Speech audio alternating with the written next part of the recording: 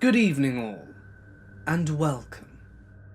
Just a little heads up, to anyone who had joined my Discord server, I am no longer there.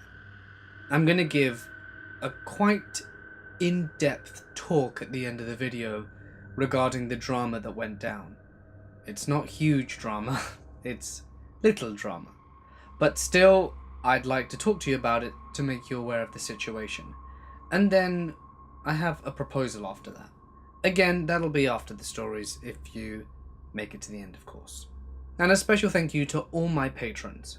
You mean the world to me, and thank you for your support.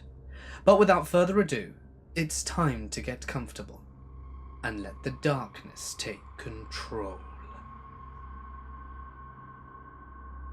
Let me tell you why I'm scared of going to bed at night. It's because I regularly suffer from sleep paralysis.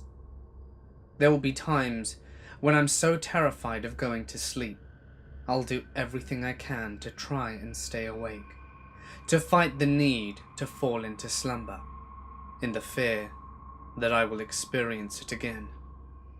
When I suffer from sleep paralysis, I often see this creature, long, thin, and made entirely of shadow.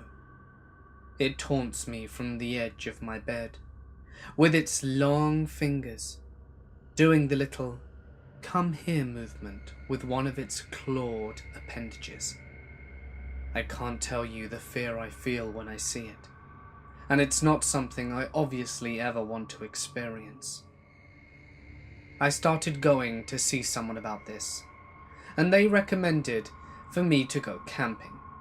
They said it wasn't a definite solution, but if I were to go camping for 2 weeks and limit/avoid any use of cell phones or electronics during that time, it could help reset my body clock and consequently help get rid of sleep paralysis.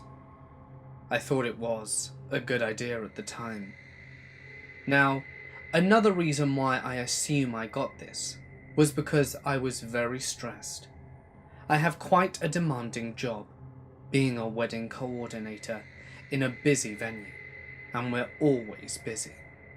Early mornings and late nights are the usual, but I love my job, so I shouldn't really be complaining. That's the attitude I had before. Anyway, on to the story. My husband and I decided that it would be best for me to take the 2 weeks off and try and do what had been recommended. So, 1 week later, we're all clear and ready to go off the grid for 2 weeks. We take all the necessary supplies. We're gonna go camping in the woods and have our car. We appreciate that of course we can't keep everything in the car or at the campsite. So we appreciate that we will have to take trips into town every now and then. But again, trying to just get back to nature and avoid everything technological as much as possible. I get there, and my husband has taken away my Red Bulls, my Monsters, and basically anything with caffeine in it. So, sleep is going to be my destiny. That evening, I try and read a book to keep myself awake. However, it has the opposite effect. Good news though, I woke up next morning feeling great. Sleep paralysis didn't afflict me that night. The night after that was also fine. And after about a week of having nothing happen to me, I was starting to feel really great. I no longer felt the same fear that I did when going to sleep, but perhaps I shouldn't have felt so cocky. For on that night was when it returned, or so I think. I was just getting to the end of 50 Shades of Grey, with my husband already passed out in the sleeping bag next to me. My eyes were starting to get tired, but I really wanted to get to the end, and told myself I'd leave the last 5 pages for tomorrow morning, as I really was starting to pass out. I put the book down to my left, important detail, and had my bookmark just hanging off the side. I closed my eyes and passed out. At some point in the night, I awoke. I couldn't move my body. And that is when I saw it. The moon was high in the sky, and through the moonlight illuminating the tent, I could see the definitive outline of the shadow, the creature that had stalked my waking dreams. I was absolutely terrified. It was back. I knew things were too good to be true. I was completely paralyzed as the shadow grew closer to me. In doing so, I think I managed to blink, and it got even closer, closer than it had ever gotten before. It stuck its little finger out and approached me. It was getting closer, and the fear was drawing within me, like this was some kind of sick game, and it knew that the closer it got, the more and more strain my little heart would have.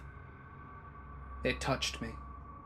I didn't feel anything though, just cold, very cold, and like that, it was gone. I didn't know what to do. I was still completely paralyzed, and just lie there in fear. At some point I managed to regain control of my body, and started moving around. It was at this point I really wish I had some caffeine to keep me going. No way I wanted to experience that again. And in moving around whilst getting my legs free, my husband tapped me on the shoulder. He looked pale, paler than I'd ever seen him before. A detail about my husband is that he's a very heavy sleeper. Nothing will wake him. His sleep is almost like a hibernation, I joke, and he's big and fluffy like a bear. But that's besides the point. He looks at me, wide-eyed, and said, "Did you see that?" I ask him what he's referring to, and he seems almost too embarrassed to say. And then he goes on to confess that he saw a tall, dark creature made of shadow, standing at the foot of my sleeping bag, and then slowly approaching me until it disappeared. At this point, I started to freak out. That wasn't sleep paralysis? Then what the hell was it? Was I being tormented by a spirit? This really got to us both. We quietly left the camp at 4 a.m. after packing everything up and drove the 2 hours back home. I was freaking out hard on the car ride home, and my husband took the initiative to call one of his friends, who was in contact with a Navajo shaman. He came round our house the next day, spoke to me for a bit, and gave me and the house a blessing, said a few words, and was quickly on his way. From what I gathered, he told me that I had a demon following me around, or a spirit, and that what he did would mean it would leave me alone. I personally didn't believe in any of that stuff.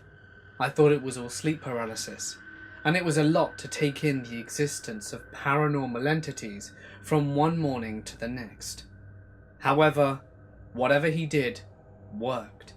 Me and my husband never saw or experienced anything like that again, and I never experienced sleep paralysis either, which I'm sure is a good thing. It makes me wonder though, did I ever experience sleep paralysis? Or was it always this thing feeding on me, tormenting me? I guess I'll never know. My story is the exact reverse of many others. When I was in Scouts, or rather the local equivalent, as legally, adult Scouts had to do the 3-feather challenge. 1 day without food, 1 day without speaking, and 1 day and night alone in the woods, with only a knife and a tarp, unseen by any human, after which one has to sneak back to the scout camp unnoticed by the sentries and report to the campmaster. It was my 3rd day, so I took off and walked for miles through the woods and found the most remote spot in the wilderness, most overgrown part of the woods. I spent a spooky but uneventful night, until almost before dawn, when I decided to go for a morning swim in the lake, right before taking off to go back. I stripped nude and went towards the lake, but noticed a group of guys fishing, so decided to go back. The ground underneath my feet caved in, and I found myself submerged up to the armpits in the most absolute vilest mass I had ever smelt. It was a pit, where the poachers dumped the guts and leftovers of illegally hunted deer, and it had fermented for weeks. A group of anglers hear some ungodly screaming from the direction of the woods, and run there to see if anyone needs help, when they see a teenager-shaped ghoul covered completely in blood and rotten offal, who is crawling out of a bloody hole in the ground, while shrieking and weeping, and then runs at them naked, to get to the lake and washed off. It was terrifying for all of us. I used to be in a group that is somewhat akin to the Scouts, so we spent a lot of time in the woods, and some weird shit happened often, but most of the time it was easy to explain. Other things happened that to this day scare the living crap out of me. I was a leader for the age group of 8 to 10, and we were out on a camping trip. It was the first year we stayed on that terrain, and it was huge. Normally, we tend to explore the majority of a terrain before the kids arrive, so that we're aware of any possible danger spots to avoid. This time it was impossible. Every camp, we have what is called a night game. It's usually a scary game in which the kids have to complete several tasks while the leaders scare the ever-loving crap out of them. Obviously, we had one too during the camp. We masked up as some monsters and hid out in the woods close to the checkpoints they had to pass. While running in between checkpoints, I found an open stretch of forest with little to no foliage, so it was ideal for chasing after them. There was no real room to hide besides trees, so I couldn't use my flashlight or they would be able to see me from miles away. It was dark, like the unsettling kind of dark that plays tricks on you, and you start imagining things that aren't real. During my stay there, I saw a shadow that was around my size run past me a few times. I couldn't see it very well, so I assumed I was just imagining things, because nothing was there when I turned my flashlight on. The game was nearing its end, and I saw the shadow again. This time, I could see it vaguely standing near a tree not too far away from me. I thought it was one of the other leaders, hiding to scare the kids, and decided to go over there, as it was about the time to go back. I aimed my flashlight towards the tree, and while getting closer, I noticed that there was indeed someone standing there dressed in what looked like a torn burlap sack, and had their head covered with a few white plastic bags that looked like they were tied together. I started to feel pure dread. Something really felt off. I asked if everything was okay, but they didn't respond. The only thing I heard was this weird sound that sounded like someone knocking on wood. Nevertheless, I went closer until I was about 10 meters away from the person.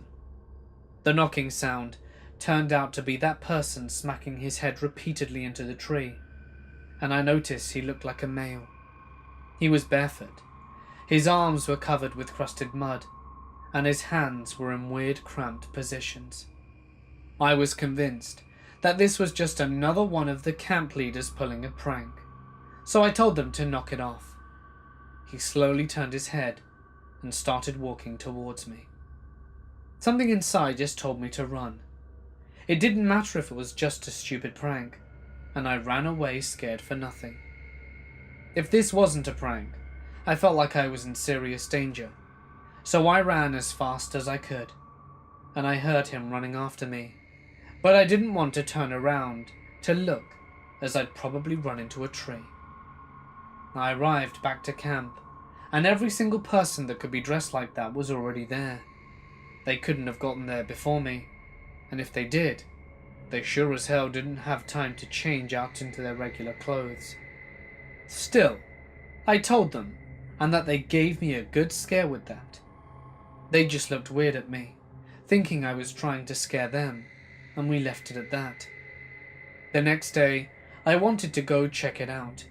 Who knows, maybe some weirdo ate the wrong mushroom and might be out there dying from hypothermia. I took someone else with me just in case, and there was nothing but endless trees. We arrived at the trees where I saw the person banging his head, and there was a dead, skinned, decomposing nailed rabbit on the tree. We called the cops. They looked around quickly and brushed it off as just a prank from another scouting group, or some kids from the nearby town, and left it at that. We didn't notice anything weird after that, so it may have been a dumb prank. But seriously, some people have a messed up sense of humor. I was in Idaho over the summer, and went to this remote town a few hours outside of Boise called Atlanta. While Atlanta is only 10 miles by air from the nearest town, it takes 4 hours to drive, because the only way in and out of the town by land is a double-track dirt road that weaves up and over a mountain. Anyway, a few friends and I heard that the river running through the town had a great fishing spot, so we drove there in hopes of a fish-filled weekend. We left Boise around noon and came rolling into town at dusk. We needed to find a place to camp, and decided that driving down a random dirt road would be the best option for finding a place to build a fire and pitch a tent. Around 5 miles up a winding dirt road, we found a dirt clearing and turnaround surrounded by dense forest. It was flat enough to sleep, so we started to unload the truck and set up the tent.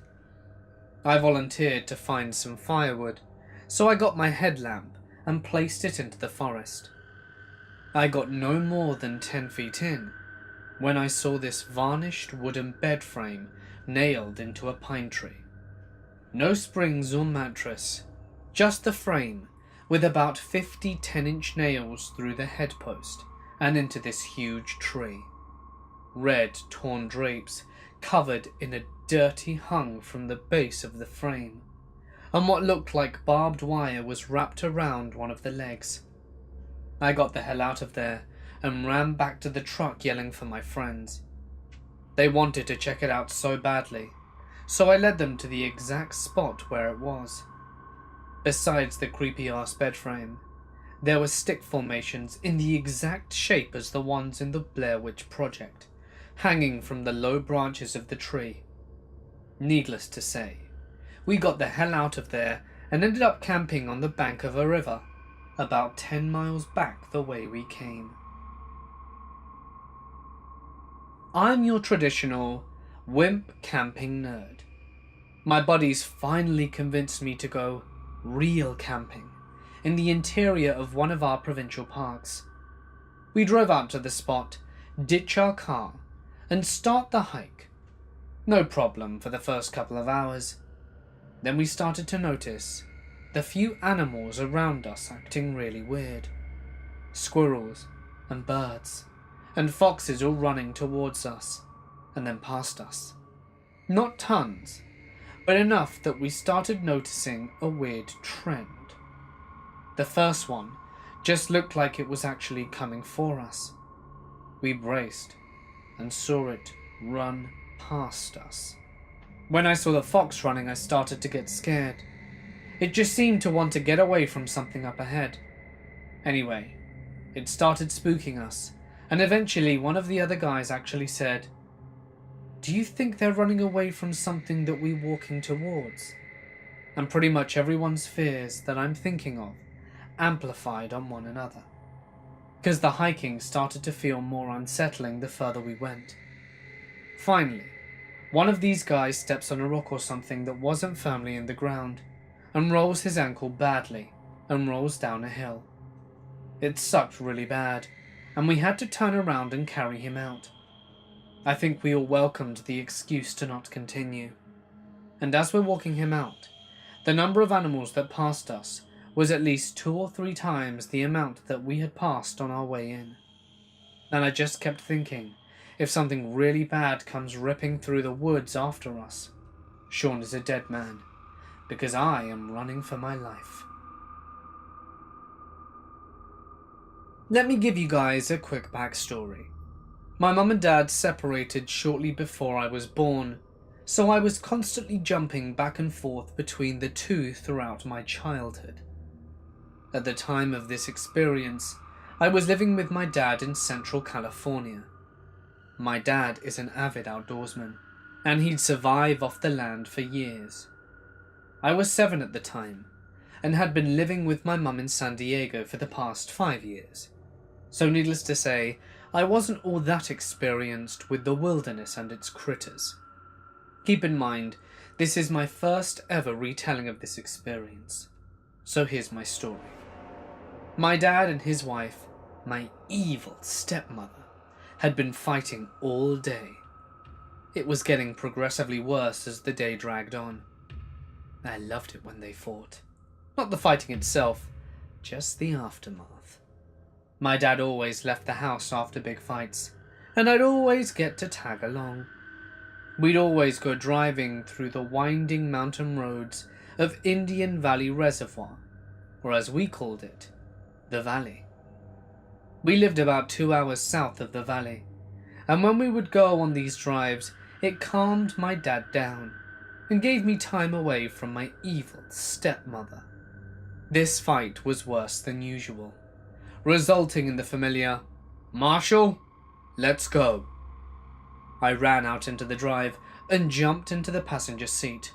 We were heading north on CA 113, when my dad spontaneously asked, "Do you want to camp in the valley tonight?" Mind you, we hadn't brought any camping gear, food or water. So I said, "Sure, but we didn't bring a tent or any food." He replied, "We don't need it." My dad always kept sleeping bags, blankets, and canned food and other camping supplies in his truck. The fact that he was constantly in or around the woods was the main reason for this. We made our way into the valley at around 7:30 p.m. Being that it was mid-April, the sun was starting to set. Driving the mountain roads around this time was my favorite. All the beautiful colors slowly falling behind the mountains. The cool breeze. Nothing compares to those moments. We were heading deeper in than usual, but since we were going to be camping, I wasn't worried. I had been camping plenty of times when I was younger, and visiting for the summer, so I wasn't completely unaware of my surroundings. My dad never liked to camp in the designated camping areas. I'm not entirely sure why that was. But anyway, we make a small turn off a dirt path leading into a densely wooded area. We gather all the supplies we'd need for the night and start walking down the path. After about 15 minutes of walking, we reach a small clearing, and my dad started a small fire while I laid out our sleeping bags and went to collect more firewood. My dad didn't have a tent, so we were just sleeping under the stars. I didn't mind, as I could see hundreds of tiny stars covering the sky, something I never saw in San Diego. We stayed up talking, eating, and just having a great time. This was even the night I had my first sip of beer, Budweiser. It was disgusting. Anyway, as it got later, I grew tired and decided it was time to call it a night. Our sleeping bags were right next to each other, my dad on the left and I on the right. They were set up to where our feet would be facing the path that we came into, with the fire between us and the path. I remember starting to doze off, while my dad was still sitting next to the fire, drinking a beer. I woke up about 2 or 3 hours later. I could see that my dad had crawled into his sleeping bag and that he hadn't put the fire out before doing so. The fire was dim by that time, but it still lit up a good portion of our camp. I sat up, letting my eyes adjust to the darkness outside the range of fire, when I heard rustling behind me. I looked in the direction from which I heard the sounds. I couldn't see anything, as it was too dark, and my eyes hadn't fully adjusted yet. I laid back down facing my dad and listened. About 10 minutes later, I heard the same sound, this time from in front of me towards the path and trees. I turned over trying to see what was making these sounds. I regret that decision even now, for what I saw was something that still haunts me to this day. Standing just outside the glow of the fire was a tall, dark creature. It stood 8 to 8.5 feet tall, very thin, extremely long arms with bright red eyes. I couldn't see any features, as it was just out of the range of the fire's glow. It just stood there staring at me. I was frozen with fear, and I had never encountered anything even remotely similar in my life. I couldn't move. We were in a staring match, and I knew I was losing. I felt like a mouse staring at a cat, just knowing it was about to pounce. Just pure primal fear. It felt like hours, but was probably around 30 seconds. Then I felt something hit my face. I broke eye contact and looked up. Storm clouds. It began to rain heavily. I was surprised at this, as it was clear just hours before. I looked back at the spot where the creature was standing, and it was gone. A wave of relief rushed over me. My dad woke up from the heavy rain soaking his sleeping bag, and we grabbed all our supplies and ran back to the truck. We drove back home, and I didn't say a word. I never went back to Indian Valley Reservoir, and can't, so I'm regretting that now. Even now, 14 years later, I've never told a soul this experience. I don't know if I just didn't want to relive it, or if I thought people would brush me off as crazy. Regardless, it was still the single most terrifying moment in all my life. I still to this day have no idea what the creature was, and I would like to keep it that way. Thank you for listening. I like primitive camping, and me and my wife go out sometimes by ourselves. We usually bring the dog and spend a couple of nights. This time we invited some friends for drinking shenanigans. Anyway, on the first day we heard a vehicle coming down the road. Not odd, but there are maybe 10 more sites on this several miles of dirt road. It's a dirt road with nothing there but these primitive sites. One way in, one way out. What was really odd though, is that the vehicle was a meat packing truck, or maybe ice cream truck. It was old, really old, and all of the lettering / signage was faded or taken off. It was this fading, beige and decrepit thing, and none of us actually made out the person driving it, but there were no tags and plates on the back at all.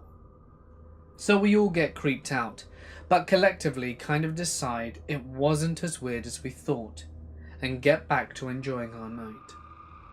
Fast forward to the next morning. My mum calls. She's panicking, freaking out.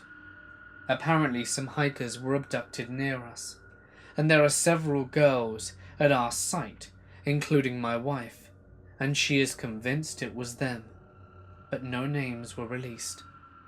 I wanted to know how near, so I pulled up my GPS and an article I found about it with their last known locations. It was about half a mile away from where we were. I legit don't remember what happened after that, but I'm scouring the news from those years and it can be quite hard to find an article. I want to say they found one of the girls tied to a tree. Apparently, there are quite a lot of people abducted and murdered on and near the parkway. I'm pretty sure they never found the guy though. I'm 18 years old and recently graduated high school. I live in New Mexico, and about 2 months ago, I went on an ROTC camp. We were there for a good week, and everything was going well. By the third night there, us girls were all in the dorm telling scary stories and having a good time. However, our lights out was 10, but knowing us girls, we all failed to go to sleep and have lights out by that time. We never had a schedule though, and the whole entire week that we were there, Monday, Tuesday and Wednesday, we didn't go to sleep on lights out. But on Thursday it was our last night there, and like I said, we didn't go to bed at the designated times. I feel like it's time to describe the area we were at. So we were about 5 hours away from Albuquerque, and we were in the mountains. Basically, there was no way in hell to get there, and it was also a private area. There was one way in and out of the camp area. It's about 20 miles from the highway, and it's impossible to reach if you don't know where you're going. So on Thursday night, like I said, we're telling stories, and everyone decided to go to bed, as it was 11:30ish, and I can't go to sleep without music. So I had put my headphones in, thinking I was going to go to sleep. I ended up falling asleep about 10 to 15 minutes later, and I woke up because I was just too hot. I was sleeping in a sleeping bag, and that sleeping bag was boiling. As I sat up on the bed, I saw some lights flashing in our room. Now, I thought it was just the guys playing a trick on us, because it was our last night there. However, I realized that it wasn't a trick as soon as I heard tapping on our windows. The tapping didn't sound like someone knocking on the windows with their knuckles. It sounded like they were tapping with a blade. When I realized what was actually going on, they started moving to different windows, and there were only 3 windows, and there were 2 sides of the dorm, each having 3 windows each. Not to mention the entire dorm room was filled with bunk beds. I happened to be sleeping on the top bunk closest to one of the restrooms, and I freaked out. I was the only one awake, and I only woke up by chance. When I realized that those men were getting closer to the front door of the dorm, I had to jump out of the bed and crawl to the front door, remembering that the girls didn't lock the door to the dorm. They were at the 3rd window closest to the front door, and as soon as I got to the front door, all the lights in the windows had stopped flashing, and I heard footsteps coming up the stairs to the front door. I, as quietly as possible, locked the top door lock and the chain lock, and these men were at our door. I was sitting behind the door they came up as they tried to wiggle the doorknob. If I hadn't have woken up at the time I did, I don't know what would have happened. I didn't speak a single word of this to anybody, only my brother, and to my surprise, he told me something even more chilling. That morning, one of the guys there had found a knife that was unique in shape and style, and that knife was by the girls' dorm.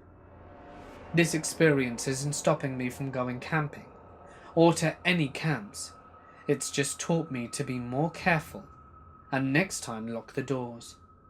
Because who knows, maybe next time I won't wake up by chance, and they will get in. My friend and I were doing a day hike during a camping trip in a pretty remote area of national forest in Utah. We got off course with a side trail about halfway into the hike for fun, probably 7 to 8 miles into the forest, and out of nowhere there's an open flat patch with roughly 15 teens dancing in unison, wearing very odd matching clothes. There's a couple of adults standing around in the same attire, and then playing some kind of weird, almost enchanting music. The path is designed to walk straight to them, and is somewhat thick otherwise, so it's not like we can just avoid them. Before we even started discussing what the hell was going on, they all freeze in unison and stare at us. The music stops. One of the adults starts banging a drum slowly, one beat at a time, and the group stands up straight and continues staring at us. No words were spoken, and my buddy and I turned and ran as fast as we could back to the main trail, which, mind you, took some time, being a few miles off the rear trail. We never looked back until we got to the main trail. We saw nothing, but my God, we were terrified. When we finally got back to our car, in the distance, we saw one of the adults in the matching outfit standing at a tree line, watching us. He had followed us for a good 8 to 10 miles. We ended the camping trip, went back to our site, packed up, and left. I went camping with my girlfriend at a very large provincial park for a week before Canada Day, several years ago. When we arrived, we were delighted to find out that we basically had the whole park to ourselves, as we were told by the ranger who issued our pass. Furthermore, we were camping on an island that took about a 1-hour canoe to get to. It was isolated, with no other sites really nearby. A couple of days into our trip, we decided to take an extended canoe trip around the lake. Upon return from a distance out, I noticed something on the shore of our campsite. As we got closer, we realized it was another canoe, which was odd as there was no one else occupying the other island sites, and the park was essentially empty. Finally, as we were about 30 meters away, we saw 3 people poking around our stuff. They hadn't seen us yet, and were just sort of enjoying looking at our campsite. After they noticed us, they rushed into their boats and launched into the lake. We were only a couple of feet apart as they came out and we went in. I was feeling super weird, obviously, at this moment, and just said, "Hey, what's up?" Not in the friendliest tone. I got a good look at them all, and they were just a bunch of teens straight out of the movie Deliverance.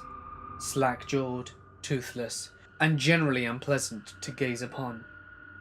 They didn't say anything at us, but sort of just stared very, very intensely.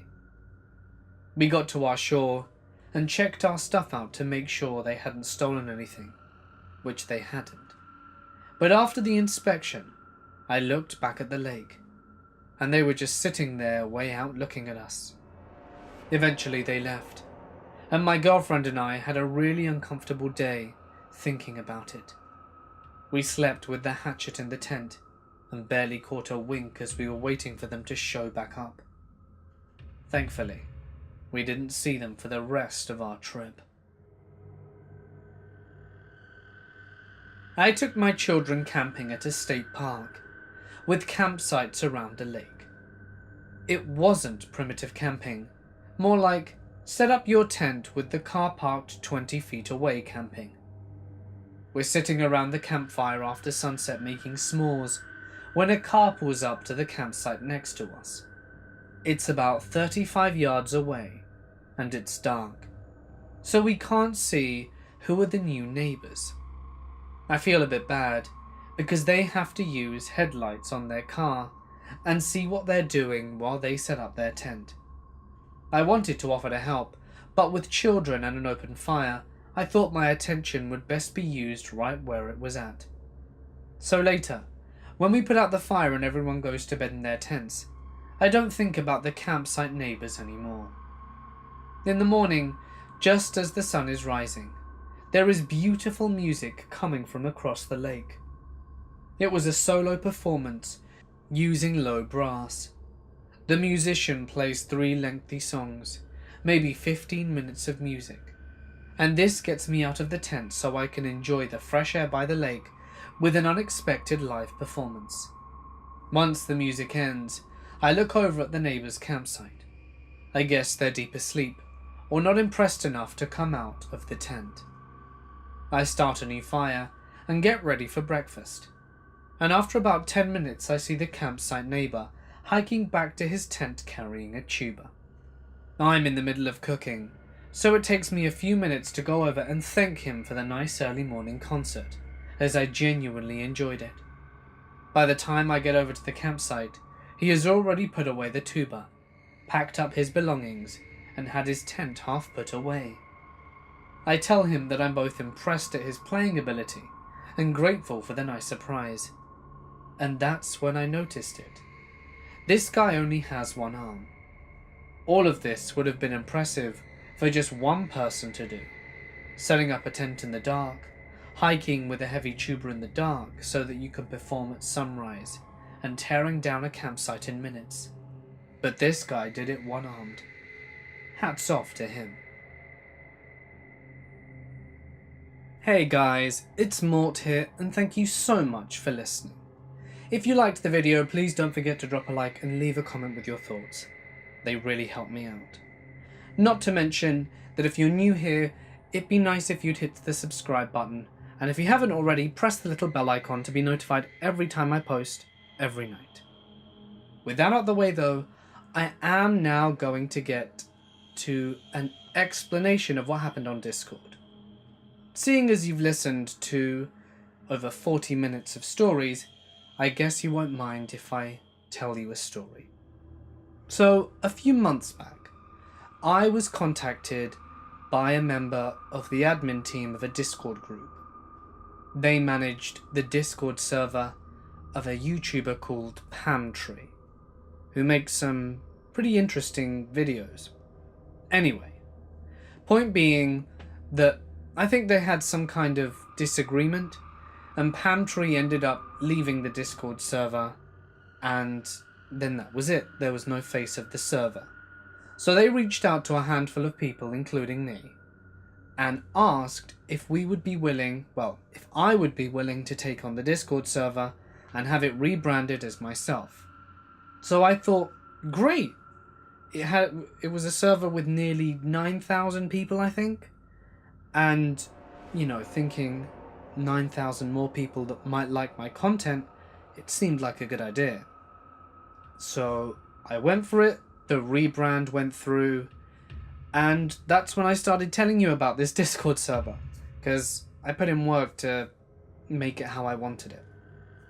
Anyway, so that was that, and it was there for about 2 months, I suppose, maybe? However, I have a baby, I have a wife, and I have a lot of things to do. So I couldn't always be on the Discord server, I couldn't always be chatting to everyone, and not only that, I didn't really know anyone. And a lot of people didn't know me. And quite frankly, I don't think many of them were really interested in what I did. They were just there from the guy before and whatever. So it didn't really work out as I expected.